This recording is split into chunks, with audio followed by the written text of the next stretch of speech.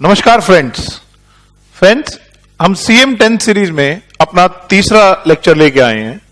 ये तीसरा video continuity में है एविडेंस एक्ट के।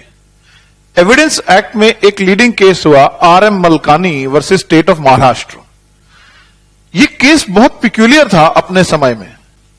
इस केस में बेसिकली प्रश्न ये उठा, the question that was before the court ये था, एडमिसिबिलिटी ऑफ ऑडियो रिकॉर्डिंग। और ऑडियो रिकॉर्डिंग अगर पुलिस ने कहीं करी है, उसकी एडमिसिबिलिटी क्या है, क्या वो मान्य है, और तब जब उसे प्रोक्योर करा गया हो पुलिस ने छुपा के, और क्या उसके और रेपरकशंस होंगे। अब इसको समझने के लिए पहले हम इस केस के फैक्ट्स को समझते हैं। इस केस में कुछ कैरेक्टर्स हैं जो मशहूर हैं। जो एपिलेंट थे इस केस में doctor Malkani, doctor Aditya, doctor Motwani, doctor Shantilal Mehta और मगवे, ये एंटी करप्शन ब्यूरो डिपार्टमेंट से थे। अब इन कैरेक्टर्स का रोल क्या है? एक व्यक्ति एडमिट होते हैं हॉस्पिटल में जाके, और हॉस्पिटल में डायग्नोज करता है कि उनको अपेंडिसाइटिस है।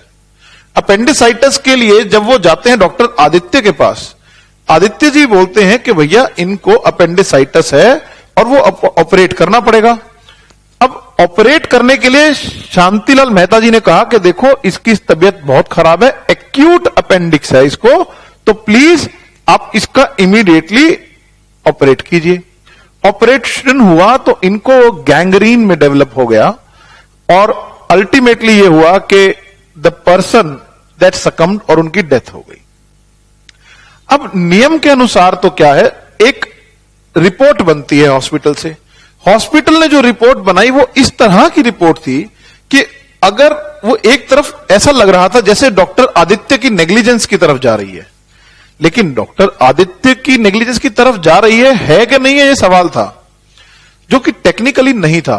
तो उसमें जो कमेटी बनी, अब कहानी क्या हुई, एपिलेंट जो है वो क्या करते हैं, एपिलेंट जब भी ऐसी कोई डेथ होती है हॉस्पिटल में ट्रीटमेंट के बाद, वहां पोस्टमार्टम होना जरूरी है। लेकिन पुलिस ने इस केस में रिक्वेस्ट करी, बावजूद उसके, despite the request, ignoring the request, the body was disposed of, मतलब पोस्टमार्टम नहीं कराया गया। अब पोस्टमार्टम नहीं कराया गया तो सवाल आया कि भैया अब क्या करें। तो एक दिन एक इंफॉर्मेशन पहुंचती है आदित्य जी के पास मोटवानी जी के थ्रू कि भैया एपिलेंट साहब ये कहते हैं कि देखो तुम हो गड़बड़ में, तुम गए हो फंस। डॉक्टर आदित्य, अगर बचना चाहते हो तो 20,000 रुपए लगेंगे। और 20,000 माइंड इट, 1973 में तो ये डिसाइड हुआ है, मैं कब की बात कर रहा हूं।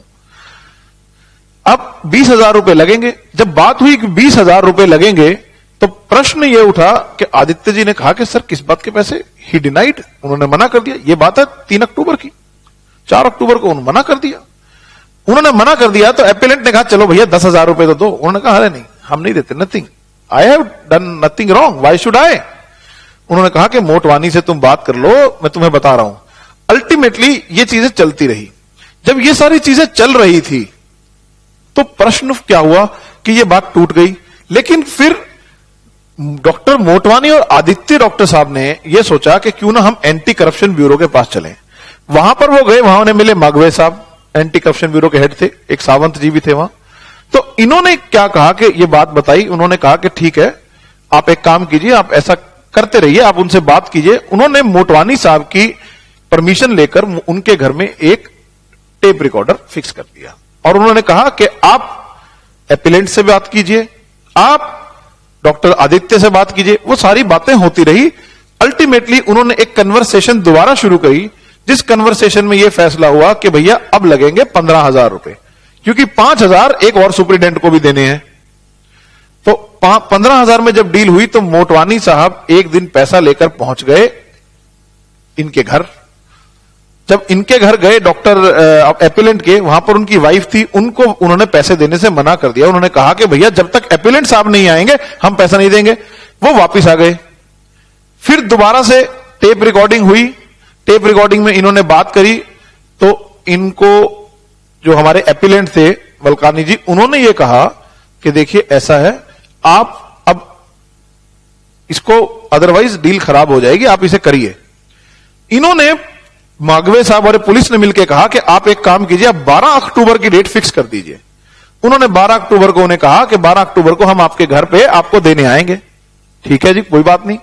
लेकिन क्या होता है कि 11 अक्टूबर को मलकानी जी फोन करते हैं डॉक्टर मोटवानी को कि मोटवानी साहब आप पैसे लेके अभी आ जाइए, बंदा आया हुआ है जिसको देने हैं, और वो नहीं आते। जब वो नहीं आते तो 12 तारीख को मलकानी जी कहते हैं deal closed. Ultimately deal close हो गई, तो कुछ हुआ नहीं। इस बेस पर क्या हुआ, इस बेस पर एक एफआईआर दर्ज होती है, सेक्शन 161, 385, 420 रेड विद 511 अटेम्प्ट। ठीक है जी, अटेम्प्ट के लिए दर्ज हुई। जब अटेम्प्ट के लिए दर्ज हुई, देखिए ये गई coroners court. Coroners court basically मैंने शब्द यहां पर लिखा भी है, उसका लिखने का पर्पस ये है कि कॉरोनर्स कोर्ट क्या है, बेसिकली क्राउन के ऑफिशियल होते थे इंग्लैंड में, उनको कुछ काम दिया जाता था जुडिशियल वर्क। तो कॉरोनर्स कोर्ट वो क्राउन से उस ऑफिशियल्स जो काम करते थे वहां से ही आया। तो कॉरोनर कोर्ट ये चल रही थी, मुंबई का ये केस है। ठीक, अब देखिए हुआ क्या। अब इस सारी कहानी में जब रिकॉर्डिंग हुई तो 4 बातें निकल के आई। वो 4 बातें क्या थी? वो 4 बातें ये है, पहला जो ऑब्जेक्शन उठाया एपेलेंट ने, उन्होंने कहा कि सर जो ये रिकॉर्डिंग करी गई मेरी वो इलीगल है, विदाउट द परमिशन है। क्योंकि वो इलीगल है, विदाउट द परमिशन है, in violation of my constitutional right, article 21 and 23 में है। तो ये पहले तो इलीगल है, ऊपर से ऐसा किसी भी चीज को ऐसा करना वो 25 टेलीग्राफ इंडियन टेलीग्राफ एक्ट का वायलेशन भी है। एज सच ये एडमिसिबल नहीं है, एक बात। दूसरा उन्होंने कहा कि सर जब पुलिस ये जो स्टेटमेंट है, जो ऑडियो रिकॉर्डिंग, ये in the course of investigation है, दैट मीन्स इन्वेस्टिगेशन के दौरान, और क्योंकि पुलिस के सामने दी गई है तो इसके ऊपर बार लगेगा सेक्शन 162 सीआरपीसी का, जो कहता है पुलिस को दिए गए बयान की कोई रिलेवेंस नहीं है। फिर उन्होंने कहा कि सर मोर ओवर इस सारी कहानी में ये अटेम्प्ट कैसे है। तीसरा, जब तक ये सब चल रहा था तब तक कुछ समय 6 महीने साल वो व्यतीत कर चुके थे जेल में, और उन्होंने कहा हम बीमार भी हुए हैं, सब कुछ है, तो कम से कम हमें कटी कटाई में अंडरगॉन कर दिया जाए। ये 4 प्रश्न हो। इन 4 प्रश्नों में पहले प्रश्न के बारे में हम बात करते हैं, वायलेशन ऑफ टेलीग्राफ एक्ट। देखिए इसके ऊपर बहुत सारे केस थे। एक नीगरे का केस है जो हम अपने केस नोट्स में आपको मिल जाएगा डिटेल। नीगरे के केस में क्या हुआ, वहां पर यही था, उन्होंने कहा जो टेप रिकॉर्डिंग है ना, ये एज इट इज जो बोला वही तो है, इट इज एज इफ कि फोटोग्राफ खींच लियो, किसी की फोटो खींची आपने और उसे पता भी नहीं, तो फोटो है ना, रेलेवेंट। इन्होंने कहा ये उसी तरह का एविडेंस है भैया, फोटोग्राफ की तरह का एविडेंस, इसकी एक रेलेवेंस है, पहली बात। दूसरी बात सुप्रीम कोर्ट कहती है कि मान लीजिए, देखिए सुप्रीम कोर्ट ने कहा कि टेलीग्राफ एक्ट किस चीज को मना करता है, वो वर्ड करता है आप किसी को इंटरसेप्ट नहीं करेंगे, रिमूव नहीं करेंगे, डैमेज नहीं करेंगे और कोई टेम्पर नहीं करेंगे किसी मोड ऑफ कम्युनिकेशन को।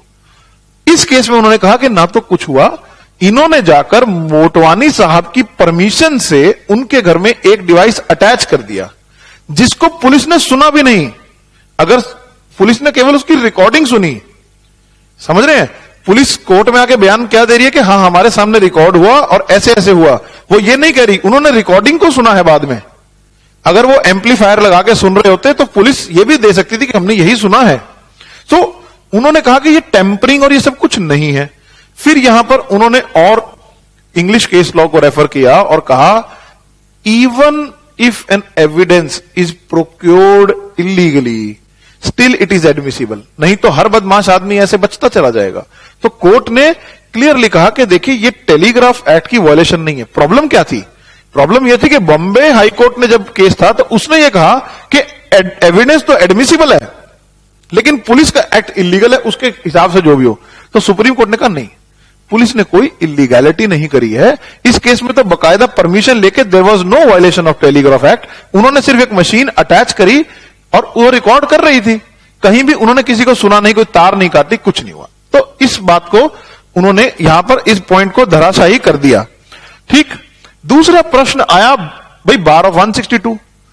सिंपल सी बात कही कोर्ट ने कहा भाई 162, पहली चीज पुलिस ने इनमें कोई बयान नहीं लिया उनसे। ये कोई पुलिस ने बयान लिया है? नहीं, ये तो पार्टीज अपने आप बात करें। उन्होंने एग्जाम्पल दिया एक फॉरेन केस का कि भैया देखिए एक रूम में जाके चुपचाप किसी ने माइक्रोफोन छुपा दिया, 2 लोग गए, उन्होंने अपनी बात करी और वो रिकॉर्ड हो गई। तो यहां पर उसी तरह की बात है, मोटवानी साहब की परमिशन थी, कोई कोअर्जन नहीं था। दूसरी पार्टी के जो रिकॉर्ड हुआ वो पुलिस ले आई और पुलिस ने बाकी गवाहों की गवाही, देखो इसमें मोटवानी साहब और डॉक्टर आदित्य की गवाही भी तो हुई ना, उनके जब विटनेसेस एविडेंस आया उसके बाद ये एविडेंस रेलेवेंट था, तो ये सारी चेन पूरी हो रही है। इसके ऊपर 162 का बार नहीं आएगा, because it is not a statement recorded by the police. Police ने तो सिर्फ बाद में सुना है उसको, तो उन्होंने इसको भी खत्म कर दिया। फिर बात रह गई थी कि इन्फ्रिंजमेंट, सेल्फ इंक्रिमिनेशन, एक के खिलाफ बयान, तो कोर्ट ने कहा कि ये वायलेशन ऑफ 21 नहीं है। आप प्राइवेसी की बात तो कर रहे हैं, लेकिन आप एक बात समझिए कि it can not be at the cost, no one can justify this. और मोर ओवर दूसरी पार्टी के ऊपर कोई थ्रेट नहीं था, किसी तरह के लिए वो बाउंड नहीं था, कोई कंपल्शन नहीं थी, कोई कोअर्जन नहीं था टू मेक स्टेटमेंट। वो जो बात कर रहे थे वो वॉलंटरी था, and if it was voluntary, sorry, there was nothing wrong in to it. तो बात वहां पे भी गिर गई। अब तीसरी बात आई अटेम्प्ट की। अटेम्प्ट में सिंपल सी बात उन्होंने कही कि भैया आप बताइए, पहले दिन आप भेजते हैं कि 20,000 दीजिए, फिर आप कहते हैं 10 दीजिए, उसके बाद आप फोन पे बात करते हैं कि 15 दे दीजिए, फिर आप 15 के बाद फिर 15 दोबारा कहते हैं कि उस दिन ला के दीजिए। इतना सारा एविडेंस है, प्लस कोरोबोरेट हो रहा है, it is certainly an attempt. आप इसको ये कहेंगे ये अटेम्प्ट नहीं है, ये गलत है, तो कोर्ट ने इस में उनके इस अटेम्प्ट को कहा, आपका ये आर्ग्यूमेंट कि ये कोई अटेम्प्ट नहीं है, sorry, it is an attempt. फिर लास्ट जब बात आई कि पनिशमेंट ऑलरेडी अंडरगॉन, कोर्ट ने कहा कि आपको बेशक हार्ट अटैक आ गया हो, लेकिन जिस तरह का गुनाह आपने किया है वो 1 गुनाह है, 2 गुनाह है, बहु गुनाह है, बहुत बड़ा गुनाह है, तो उस तरह के गुनाह में कोर्ट ने कहा कोई माफी नहीं है। आपके अंडरगॉन कटी कटाई, कोर्ट ने ये एडमिट किया कि हम बहुत से केसेस में एज देखकर और ये सब देखकर अंडरगॉन कर देते हैं, मगर ये जस्टिफिकेबल नहीं है। और आपके केस में कहीं भी जस्टिफाइड नहीं है आपके कंडक्ट में। एक पब्लिक सर्वेंट किस तरह का काम कर रहा है, एक पब्लिक सर्वेंट ब्लैकमेल कर रहा है, करप्शन की बात है। इस करप्शन केसेस में ये अंडरगॉन जो ये कल्चर है, ये कुछ बहुत सही नहीं है। सो अल्टीमेटली क्या कहानी निकल के आई? कहानी निकल के आई कि एक टेप रिकॉर्डिंग एविडेंस अगर है, ऑडियो रिकॉर्डिंग वो फोटोग्राफ्स की तरह है, वैलिड है, वो अगर पार्टीज के ऊपर कोई कोर्जन कंपल्शन नहीं है, वो वायलेशन ऑफ 162 नहीं है, वो उनके राइट की इन्फ्रिंजमेंट नहीं है, और जहां तक इस केस की बात है उन्होंने कहा कि ये अटेम्प्ट था। तो दोस्तों इसी के साथ आई बिलीव आपको ये केस क्लियर हो गया होगा। और मैं आपको एक चीज और बताना चाहूंगा, देखिए आप अलग अलग माध्यम से इस केस को पढ़ते हैं, मैंने आपकी दुक्की भी देखी है, सब देखी है। वो जो दुक्की है या और जो मटेरियल है वो केवल एक एस्पेक्ट को पकड़ते हैं, लेकिन ये आपको सीआरपीसी के साथ भी पढ़ना पड़ेगा, आपको केस ऐसे पढ़ना है। सी हमारा पर्पज इस सीरीज का है कि you should learn how to read and how to understand a case. Thank you for watching, please share, thank you.